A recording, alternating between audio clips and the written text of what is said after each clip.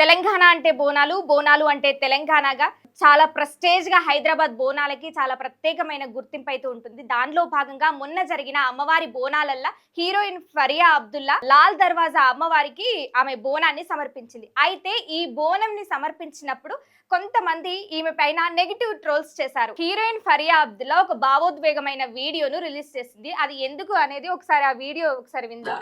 All good things about a religion because they loved it so much that they wanted to accept it. I've always seen the good about Islam.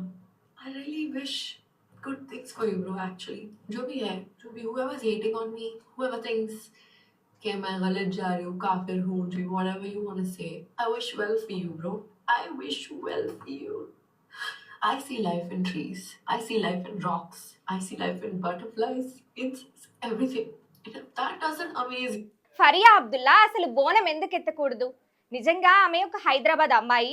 చాలా years నుంచి అంటే ఆమె పుట్టినప్పటి నుంచి హైదరాబాద్‌లో పెరుగుతుంది. ఈ వాతావరణంలో అలవాటు పడింది.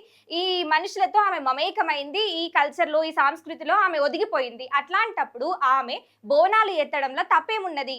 ఆమె బోనం ఎత్తినందుకు ఒక వర్గానికి, ఒక మతానికి, ఒక కులానికి ఎందుకు ఆపాదిస్తున్నారు? అంటే ఒక హిందూ అయ్యుండి చర్చికి పోతే తప్పా? అంటే హిందూ వ్యతిరేక కాదు గదా!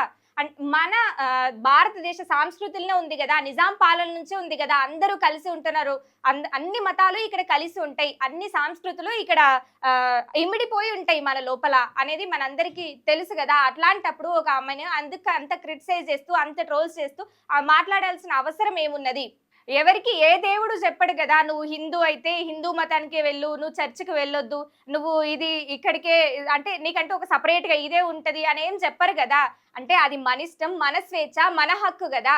ఎవరు ఎక్కడికైనా పోవచ్చు. ఒక హిందూ చర్చికి పోవచ్చు, ఒక క్రిస్టియన్ హిందూ మతానికి పోవచ్చు కదా! హీరోయిన్ ఫరియా అబ్దుల్లా గురించి మీరేమనుకుంటున్నారో కామెంట్స్ చేయండి.